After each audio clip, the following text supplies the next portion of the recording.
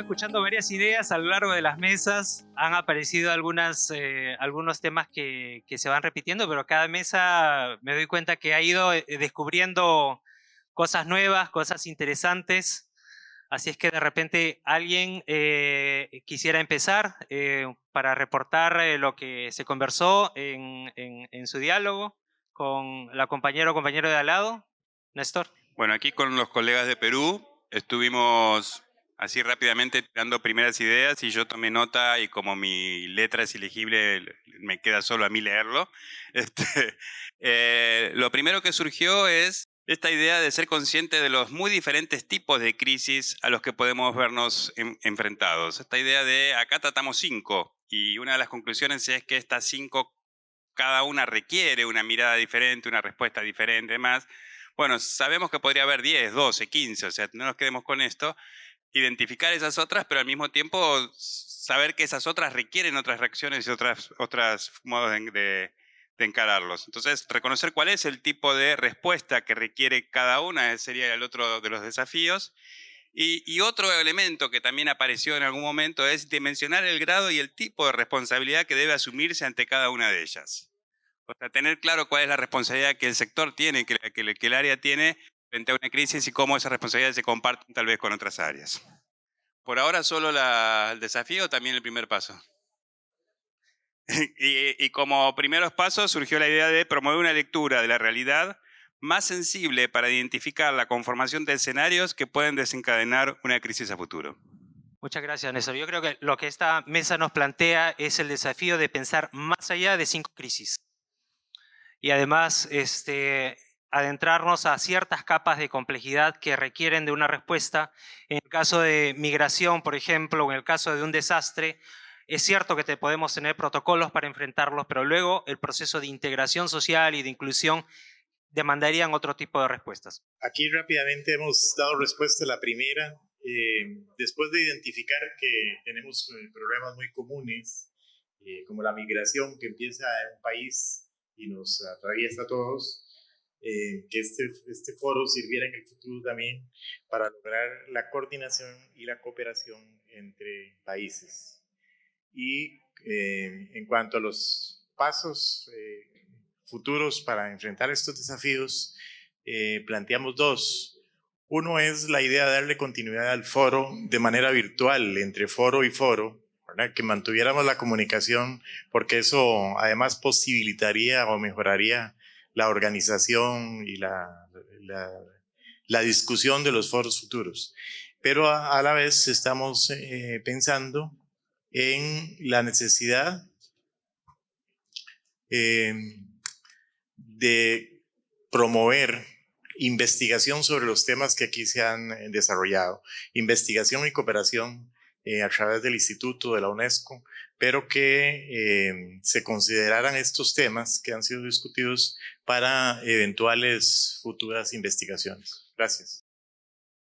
Bueno, nosotros, voy a ser muy breve, uno de los desafíos es la gobernanza del tema de las emergencias, porque, bueno, lo mencionaron hace rato que uno puede cargarle todo al sistema de educación, todos los problemas sociales, entonces sí debe haber una gobernanza con otras agencias del mismo gobierno. Es un gran desafío. Otra es la prevención, que también va vinculada, que nosotros en nuestros países somos como bomberos, que la mayor parte estamos tratando de apagar incendios, pero nunca nos preocupamos cómo podemos prevenir en ya no tener incendios. Entonces, ahí involucra los sistemas de información y otros tipos de herramientas. Y finalmente, bueno, Gladys y yo estamos platicando que algo que se tiene que consolidar es el aprendizaje que hemos tenido en el foro. Y en los próximos pasos decíamos que deberíamos de consolidar esto en términos de notas o algo para que los países se puedan llevar como los temas que se aprendieron y también pues, los próximos pasos y algunas respuestas que en el foro se están saliendo y que podrían, como quien dice, institucionalizarse. ¿Quieres decir algo? Sí, no, decíamos también qué posibilidades habría de que una vez que se vuelva a los países todo este intercambio que pudimos tener, cada uno lo pueda tener con sus propios equipos a partir de los materiales que podamos consolidar como equipo y que el IPE podría concentrar para que después cada uno pueda seguir trabajando con sus equipos la temática, que no quede acá, ¿no? Esa es la idea. Muchas gracias. Perú. Ok. Para el proyecto educativo nacional al 2036 que estamos construyendo en el Perú, que es un marco de política a largo plazo, yo en particular me llevo muchas tareas, he estado haciendo estas dos preguntas permanentemente en los 3 días, y una es si estamos tomando en cuenta todos los actores, si el mapa de actores que hemos hecho para esta consulta está completo.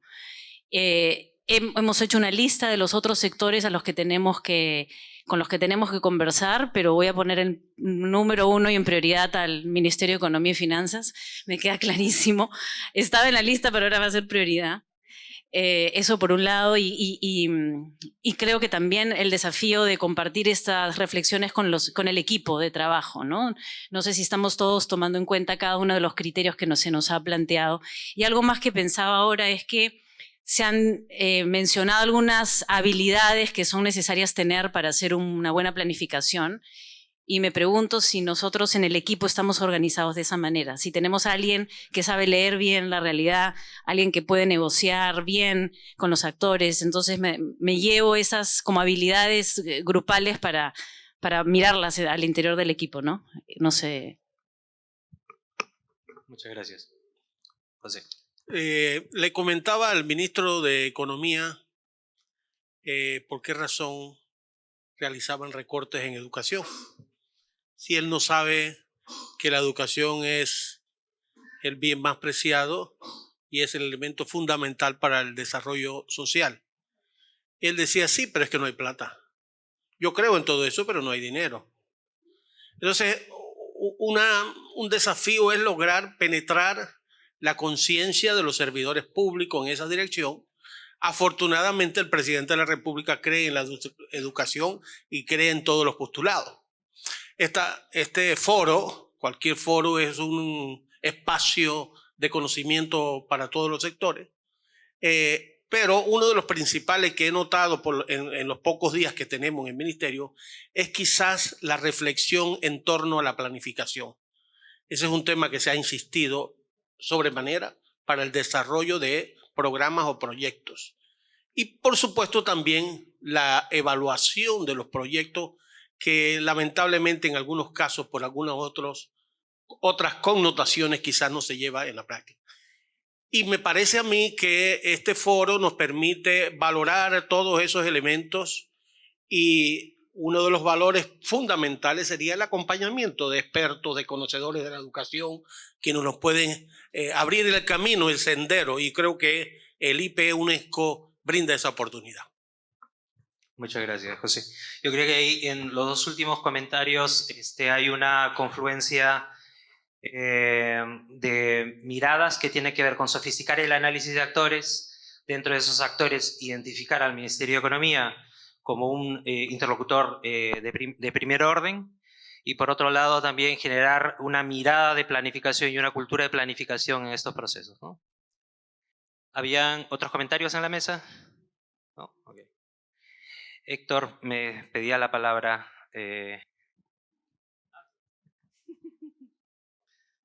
Bueno, muchas gracias. Nosotros, aquí, haciendo este trabajo, identificamos algunos desafíos comunes. Son 5 y empezaría con generar métodos o estrategias para dar respuesta a la población en cualquier tipo de crisis de los que discutimos aquí. Luego, fortalecer mecanismos organizativos institucionales, es decir, dentro de los ministerios de educación, y luego coordinar de manera interinstitucional y que podamos responder a la población. Tercero es fortalecer o posicionar el liderazgo de los ministerios de educación en estos procesos de prevención, preparación, mitigación y recuperación frente a cualquier tipo de crisis. Obviamente para eso es bien importante fortalecer las capacidades institucionales y eso se hace a través de programas de formación y desarrollo del recurso humano.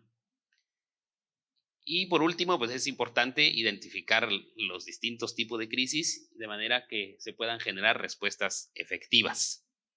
Los próximos pasos, coincidimos que es importante compartir con nuestros equipos estas reflexiones, las lecciones aprendidas a través de esta socialización, y eso nos va a permitir revisar internamente nuestros sistemas de mitigación y prevención.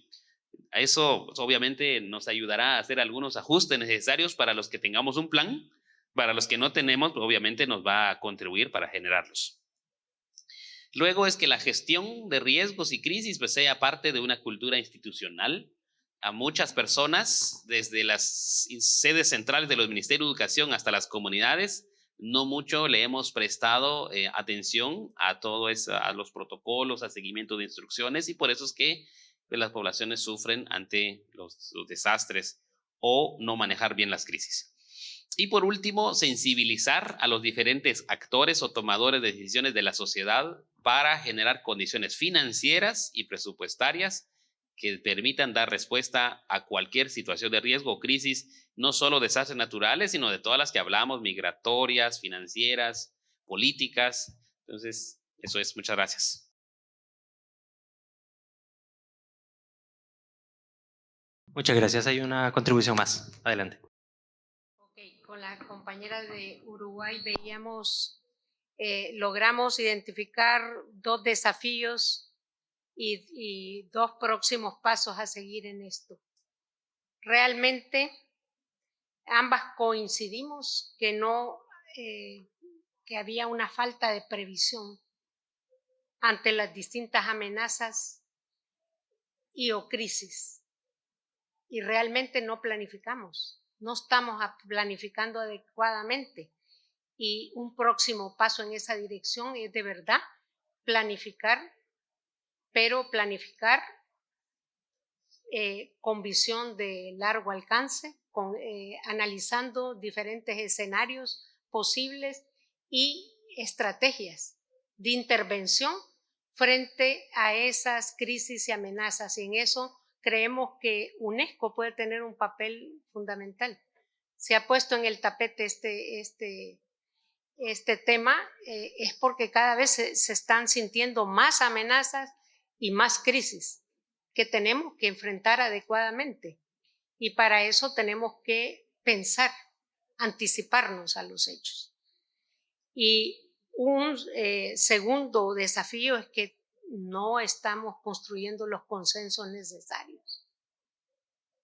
No estamos construyendo, queremos imponer de arriba para abajo, y no se puede hacer eso. Tenemos que llegar al encuentro de abajo para arriba y de arriba para abajo. Tenemos que construir en conjunto con todos los actores, hacerlos partícipes, porque la educación es un bien público, es uno de los principales, es la herramienta más importante de la movilidad social de las personas en una sociedad, y a través de la educación se puede construir la paz social que aspiramos en nuestros países. Entonces, la educación es un compromiso de todos y hay que involucrarlos.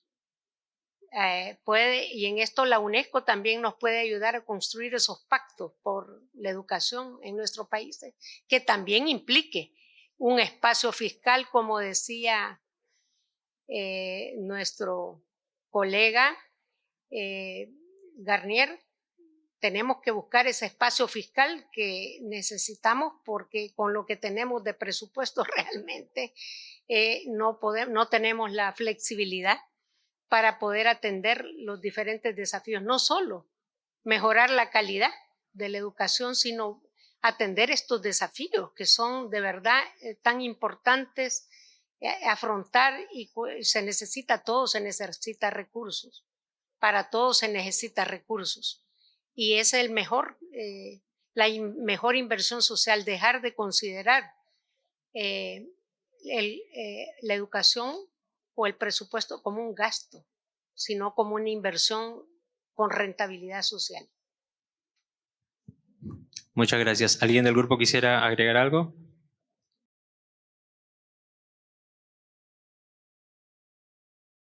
Perfecto. Yo creo que ahí están saliendo nuevamente los temas de generación de una cultura de la planificación. Me parece que algo nuevo que trae el grupo es mirar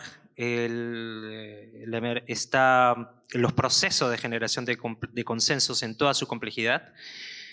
El tema de sensibilización de los actores y articulación con el Ministerio de Economía y Finanzas o con los Ministerios de Hacienda es también algo que sigue saliendo y creo que ahí tenemos un espacio por trabajar y estoy seguro que habrán muchos puntos de entrada para poder entrar a todos esos temas. ¿Alguien quisiera un comentario adicional? Leonardo. Sí, en nuestro caso, Daniela planteó un reto, un desafío que en realidad tiene como dos caras. Tiene que ver con los cambios de gobierno, cambios de jerarca. Y ahí muchas veces los ministerios sienten que de pronto hay cosas que se habían empezado y se cambian, se vuelve a partir de cero. O sea que hay una inestabilidad para la política educativa. Entonces, por un lado, uno querría que la política educativa sea una política de Estado. La otra cara es que si la política es demasiado estable y un cambio de gobierno no puede cambiar la política, al nuevo que entra le parecería inadecuado. Entonces, digamos que el desafío es cómo lograr suficiente estabilidad sin llegar a ser una política rígida. Y ahí a la hora de ver los pasos o las herramientas, veíamos que distintos países han desarrollado herramientas. Daniela planteaba el caso de Uruguay con la ANEP. Hay países que tienen un Consejo Superior de Educación, digamos que son órganos que definen la política educativa. Usualmente el ministro de Educación tiene un papel ahí, pero no puede hacer lo que se le antoje. Entonces, digamos que se logra tener esa estabilidad suficiente. Algunos otros mecanismos, unos pueden tener que ver con la cooperación, con distintos tipos de cooperación. Pueden ser entes de Naciones Unidas, como UNESCO, como UNICEF, puede ser cooperación bilateral de países, algún tipo de ONG, la cooperación con el sector privado.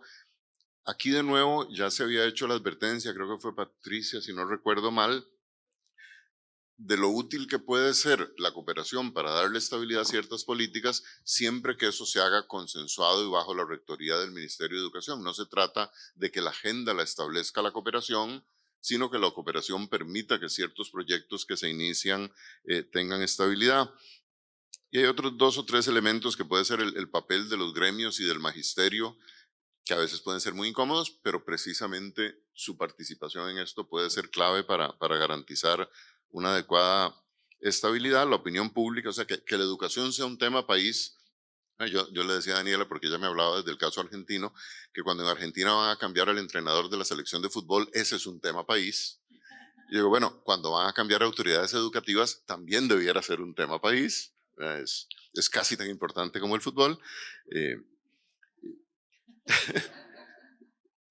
Y finalmente el tema de los mandos medios, digamos la parte del staff técnico de los ministerios que también pueden jugar un papel muy importante en eso. Muchas gracias, Leonardo. Bueno, yo creo que han salido ya varios temas sobre los cuales quisiera elaborar un poco y que me ayuden en ese proceso de elaboración conjunta. Yo lo que quisiera mostrarles en este momento es una serie de posibilidades de colaboración que se podrían desarrollar desde el IPE, desde los aliados, desde los diferentes frentes en los que estamos articulando y trabajando y también generando herramientas para poder hacer estos procesos de generación de capacidades en los países. Un poco quería comentarles el mandato nuestro como IPE, que es fortalecer las capacidades de los Estados miembros del UNESCO para planificar y gestionar sus sistemas educativos. Justamente cuando Héctor mencionaba la necesidad de poder desarrollar en los funcionarios una cultura de la planificación, tener las herramientas para, justamente ese es nuestro mandato. A eso nos dedicamos. Esto hace el IPE. Y dentro de este mandato nosotros tenemos 4 líneas de trabajo dentro de 2 objetivos estratégicos. Tenemos un primer objetivo que tiene que ver con el desarrollo de capacidades técnicas en los equipos en los estados, y para eso tenemos el área de formación, con una diversidad de oferta a través de cursos que son bastante conocidos en la región, y a través del área de cooperación técnica, que justamente trata de generar una continuidad a los procesos de formación y poder implementar esos aprendizajes en el terreno de manera acompañada, de tal manera que aquello que se viene generando como oferta formativa pueda trasladarse a una práctica concreta. Y tenemos un segundo objetivo que tiene que ver con la producción y difusión de conocimiento. Y ahí tenemos 2 líneas que son cruciales en generar esta oferta que hace el IPE. Una es la línea de investigación, que genera contenidos que justamente alimentan toda la parte de formación y de cooperación técnica, y hace que nosotros podamos ofrecer desarrollo dentro de las diferentes demandas de los países a aquellos temas para los cuales somos convocados. Y finalmente tenemos un área de difusión a partir de la cual nosotros hacemos alcanzar a una diversidad de audiencias todas estas oportunidades. Recordando que nuestra audiencia principal, volviendo al tema de nuestro mandato, son los funcionarios públicos de los países. Dentro de la línea de formación, tenemos un programa regional de formación en planeamiento y gestión educativa que varios de ustedes conocen ya, que es el programa más tradicional del IPE. Y aquí contar que se realiza desde el año 98. Tenemos ya 501 participantes de 21 países que han pasado por este programa de formación. Y el propósito es ofrecer a altos funcionarios del gobierno herramientas y conocimientos para eso que mencionábamos, este proceso de generar una cultura de la planificación en nuestras organizaciones. Y eso solamente se puede generar a través de líderes, porque detrás de estas ideas hay personas. Es a estos líderes a quienes nos dirigimos con estos programas de formación. Tenemos también algunos programas virtuales más especializados, dirigidos a equipos técnicos. Tenemos desarrollados en este momento para este año 3 programas de formación en línea de políticas digitales, evaluación en educación y políticas docentes. Para el próximo año tenemos pensado lanzar un programa sobre educación y formación técnico-profesional. Y el propósito nuevamente es fortalecer las capacidades, pero de los funcionarios especializados en algún tema en particular dentro de nuestras instituciones. Y finalmente tenemos algunos cursos cortos virtuales y aquí la novedad justamente es que para el 2020 estamos lanzando un curso de planificación sensible a las crisis. Ese curso que viene desarrollándose en otras regiones a lo largo de varias ediciones va a ser lanzado por primera vez en América Latina. Esto significa no solamente un proceso de repensar el curso, de adaptación del curso, pero además responder a las demandas que nos plantean los países. El hecho de que este foro haya sido justamente sobre este tema nos permite conocer de mejor manera esta demanda y poder responderla a través de este curso de formación. Y aquí solamente un vistazo de algunos módulos que esperamos desarrollar con este curso, cuyo propósito es analizar el impacto de estos tipos de crisis que hemos estado viendo en los procesos, en los sistemas educativos de América Latina, incluyendo riesgos naturales, conflictos o situaciones de desplazamiento y migración. Tenemos también programas de formación a medida y el IPE ofrece estos cursos técnicos adaptados según las necesidades que los Estados miembros vayan planteando. Programas de fortalecimiento de políticas educativas para la primera infancia es un ejemplo de esto. Hemos tenido también experiencias con proyectos educativos tecnológicos, o programas de fortalecimiento de capacidades para la planificación educativa. Es decir, un curso regional que puede estar conformado por estudiantes de 19 países, si es que se realiza dentro de una misma institución, puede potenciar ese proceso de cambio en la cultura de la planificación y además la generación de herramientas que desde las instituciones se pueden llevar a cabo. Tenemos también una línea de cooperación técnica, que es básicamente programas fundamentados en la experiencia y trayectoria del IPE, diseñados a medida y que apuntan al desarrollo integral de capacidades y a la consolidación institucional de los ministerios de educación. Y está dirigido a equipos tanto de ministerios a nivel nacional como subnacional. Y es importante mencionar que tanto el área de formación como el área de investigación y el área de cooperación técnica, estamos en un círculo virtuoso en el que el área de investigación viene desarrollando análisis y viene respondiendo a las demandas de investigación en función de las cuales se vienen desarrollando herramientas de cooperación técnica. Todo lo cual, además, es parte de los programas de formación en los cuales nosotros venimos trabajando. Algunos formatos de cooperación técnica, y todos estos elementos, estos ejemplos, son procesos de co-construcción con los equipos locales. Tienen que ver, por ejemplo, con el fortalecimiento de políticas de rendición de cuentas, transparencia y anticorrupción, diagnóstico del sector educativo, planes estratégicos, análisis institucionales, fortalecimiento de los sistemas de evaluación y monitoreo de los sistemas educativos. En algún momento se habló de los desafíos de tener sistemas de información actualizados e integrados, sistemas de información para la toma de decisiones y sistemas de formación continua y acompañamiento de docentes.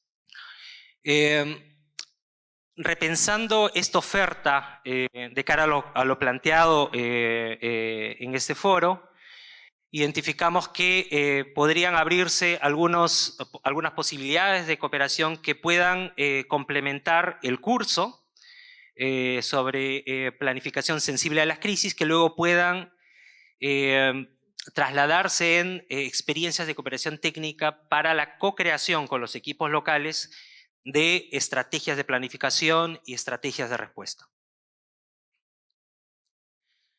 Luego tenemos el área de investigación y aquí tenemos el CITIAL, el Sistema de Tendencias Educativas en América Latina, que está constituido por 3 bases de datos en educación en la región, una base de datos sobre políticas y normativas educativas, una base sobre investigaciones acerca de las políticas educativas y una base de indicadores y estadísticas. Si uno cruza todas las posibilidades de estas 3 bases de datos, podemos tener una fuente de información bastante valiosa y consideramos que además es una oferta bastante interesante para la utilización de los países, de información que pueden alimentar los procesos de toma de decisiones y de diseño de políticas. A partir de esta información, de hecho, el CITIAL produce 8 documentos temáticos, 19 perfiles educativos de país y 19 perfiles educativos de primera infancia, que como son bases de datos, son actualizados permanentemente. Y el propósito es justamente generar generar posibilidades en los decisores de poder tener evidencia que pueda orientar los procesos de diseño e implementación de las políticas públicas.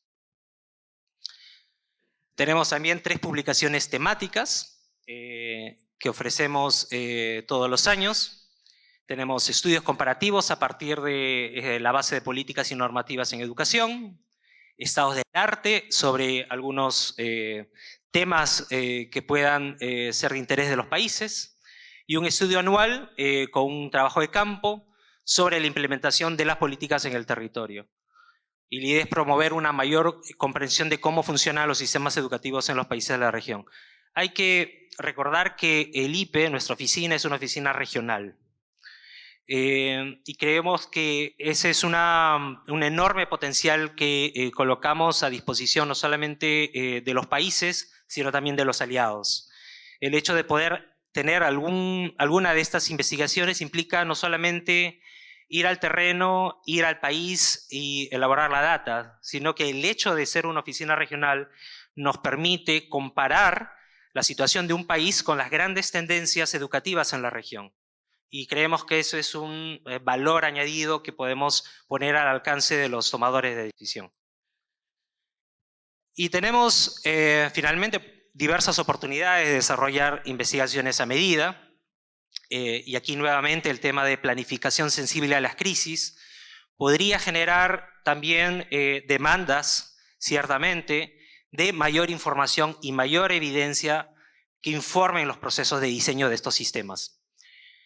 Y aquí el IPE viene desarrollando panoramas del sector educativo nacional bajo una perspectiva regional y comparada, estudios de evaluación de políticas, planos y programas, estudios sobre la educación secundaria, adolescencia y juventud, y estudios sobre políticas de protección integral, atención y educación para la primera infancia. Justamente ayer conversábamos con las colegas de UNICEF Lacro del trabajo que ellos vienen realizando en temas de primera infancia y crisis, y ahí consideramos que nosotros venimos desarrollando, tanto en el área de formación como en el área de investigación, toda una serie de esfuerzos que apuntan también al tema de primera infancia y que ciertamente podríamos poner al alcance de tanto de los aliados como de los países. Finalmente tenemos el área de difusión. Y dentro de esta línea de trabajo nosotros desarrollamos foros como este, que es básicamente un encuentro anual que ofrece un diálogo, un espacio de diálogo, reflexión, consulta, cooperación, intercambio de experiencias entre los países en el marco de la Agenda de Educación 2030. Y ustedes lo han vivido estos 3 días. La idea era generar 2 tipos de puentes. Un puente entre funcionario y funcionario de diferentes países y un segundo puente entre la investigación, la evidencia, las herramientas y los funcionarios públicos. Y aquí mencionar que el hecho de que este año el tema haya sido educación en tiempos de crisis no es casual y responde a la demanda de los países y a un contexto muy particular en la región. Yo quisiera anunciar que el tema para el foro del próximo año va a ser inclusión en la educación. Y esto tampoco es casual. Y la idea es generar sinergias entre los diferentes países y los aliados para poder estar siempre en posibilidad de responder a la demanda que nos plantean los diferentes contextos en América Latina. En este sentido, quería anunciar que el GEM Report del próximo año va a ser justamente sobre el tema de inclusión, y que el foro del próximo año será la plataforma de lanzamiento del GEM Report para América Latina.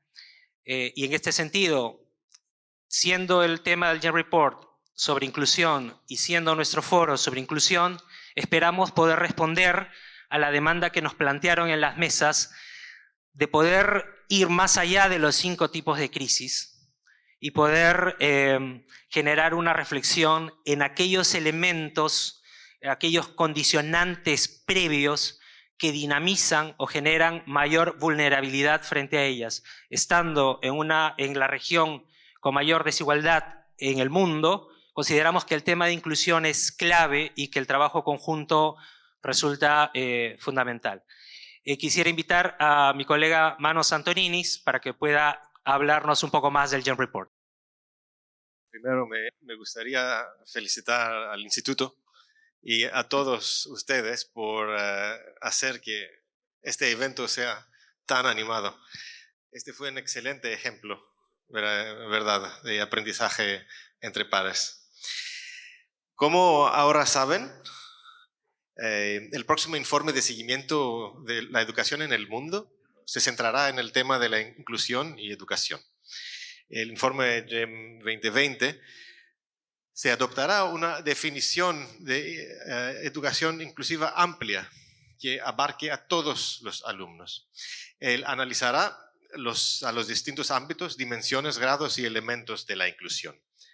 La inclusión en la educación será analizada a partir de los 6 siguientes elementos: marcos jurídicos y políticas nacionales, gobernanza y financiamiento, planes de estudio, materiales de aprendizaje y evaluación, docentes y personal de apoyo a la educación, las escuelas y las comunidades, los padres y los alumnos. El informe destacará las políticas y las intervenciones que permiten construir sistemas educativos inclusivos. Para cada país del mundo, incluida esta región, el informe prepara 2 perfiles de políticas, uno sobre la inclusión y el otro sobre la focalización del financiamiento para grupos vulnerables. Estos están siendo validados con los gobiernos, por lo que espero que algunos de ustedes puedan ser contactados en las próximas semanas. Los perfiles estarán disponibles en nuestro sitio web en marzo y esperamos que puedan usarse para futuros eventos de aprendizaje entre pares como este foro. El informe se lanzará en marzo. Pero desde el 2012 existen 2 ediciones que acompañan el informe GEM, con foco en jóvenes y género, respectivamente. Pero comenzando en este año, una nueva edición acompañará al informe mundial, el informe regional. En el marco de esta iniciativa se desarrollará el informe regional sobre inclusión y educación en América Latina y el Caribe, que se lanzará en junio 2020. Se seleccionó América Latina y el Caribe ya que es una región que, a pesar del progreso, aún enfrenta el desafío de desigualdad y la exclusión. El objetivo es de realizar una investigación de calidad y en profundidad sobre los avances, desafíos, barreras y prácticas eficaces para promover la inclusión en la educación en la región. Segundo, promover el aprendizaje entre pares y crear propuestas y recomendaciones que permitan fortalecer el diseño y la implementación de políticas educativas nacionales. A través del informe regional esperamos fortalecer los enlaces del informe con los países y las organizaciones regionales, pero también compartir la experiencia que hemos acumulado en los últimos 20 años. El equipo del informe trabajará en alianza con 2 organizaciones para la elaboración del informe regional: la Oficina Regional de Educación para América Latina y el Caribe de la UNESCO, OREALC, y SUMA, el Laboratorio de Investigación e Innovación en Educación para América Latina y el Caribe, que es basada en Santiago. La nota conceptual del informe y del informe regional están disponibles en nuestra página web. El equipo ha encargado 3 estudios de caso para cada uno de 8 características que conducen a la exclusión: migración, minorías étnicas, género, minorías sexuales, discapacidad, encarcelamiento y ruralidad o zonas remotas. Hay entonces 24 estudios de caso en total que cubren ahora 17 países en total, como pueden ver en la mapa. Por error, el mapa no ha incluido el estudio de casos sobre discapacidad en Nicaragua.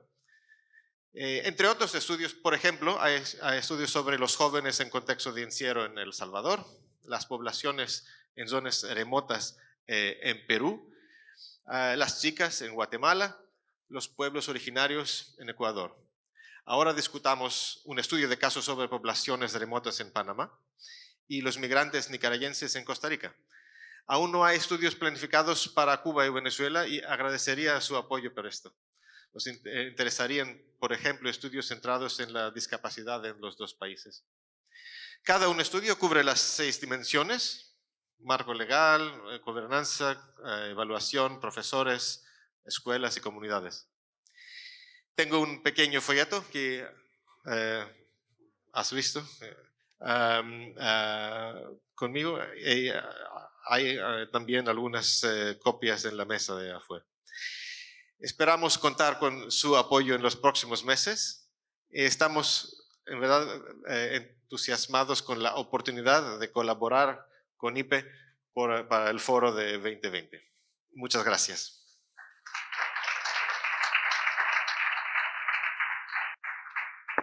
Yo creo que eso es un enorme e importante ejemplo sobre lo que se puede hacer trabajando colaborativamente y consideramos que además es algo que permitirá a los países poder fortalecer sus estrategias de planificación, no solamente aquellas vinculadas a temas de crisis, sino también a aquellas estrategias de inclusión que, tal como se mencionaban en las mesas, son importantes para poder tener una mirada más comprensiva.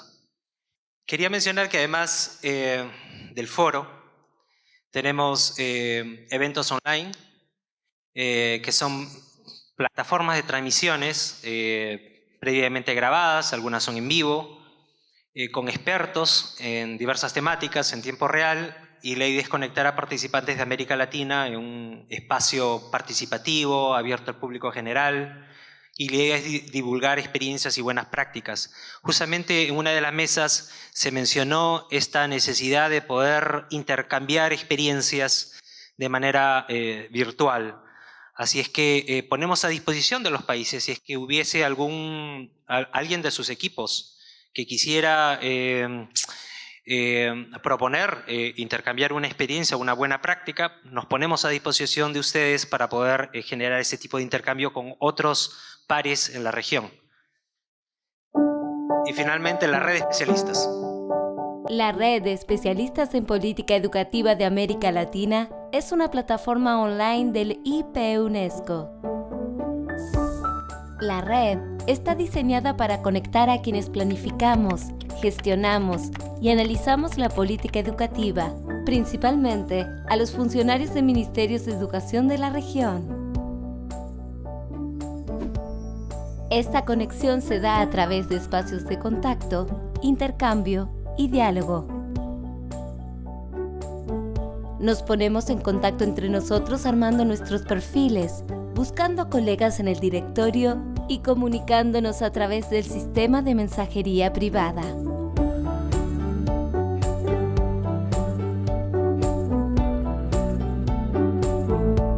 También intercambiamos información sobre temas vigentes en la agenda educativa de América Latina y del mundo, participando en eventos en línea con expertos invitados y en espacios para compartir publicaciones, videos y otros materiales.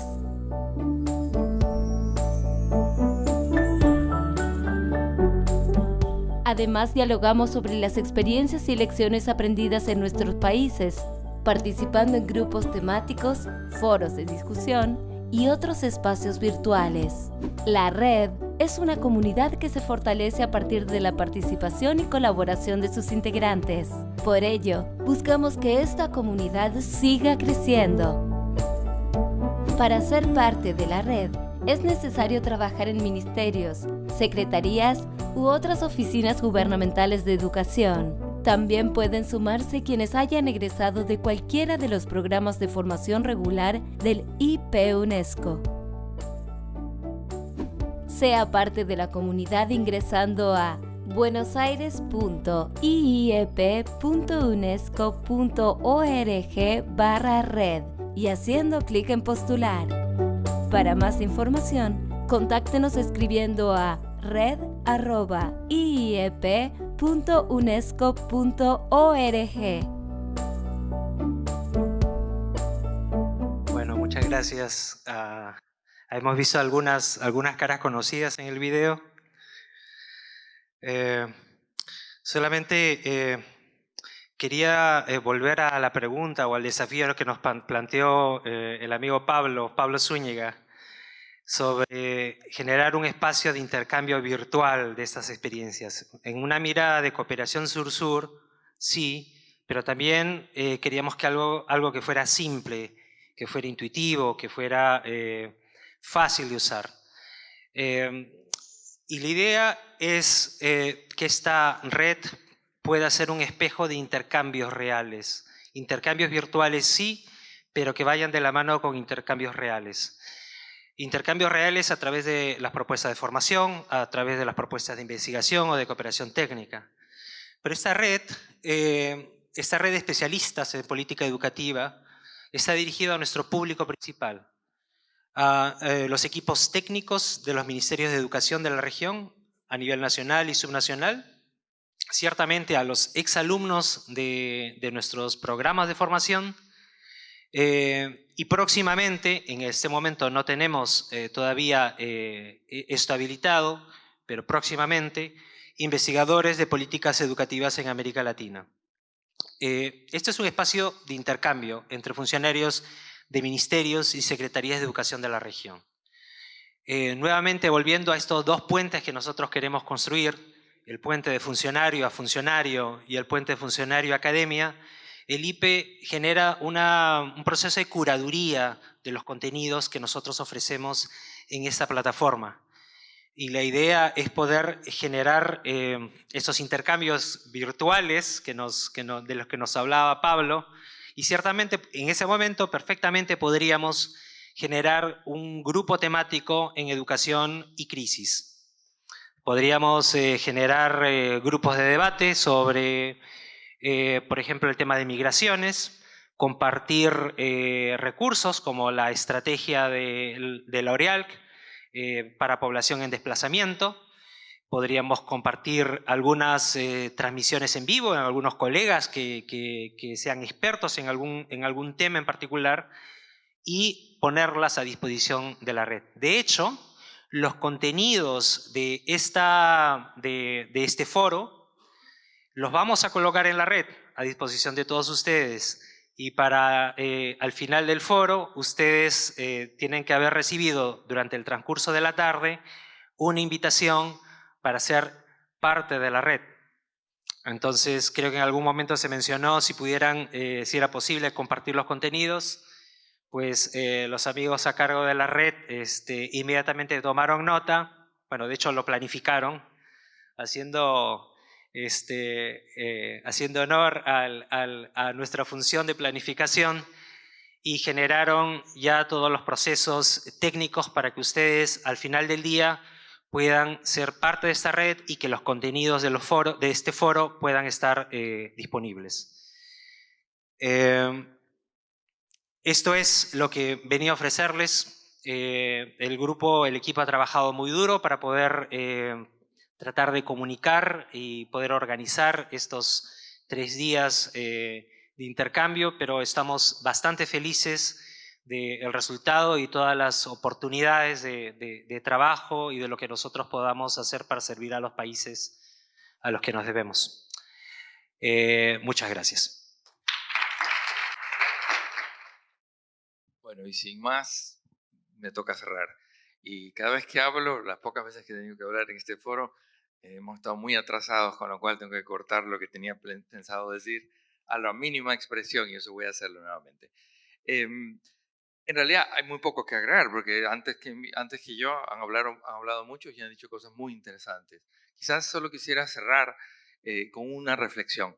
Yo creo que este ha sido un encuentro muy intenso, pero también ha sido muy productivo. Y este tipo de eventos a mí me gustan porque me resultan muy energizantes.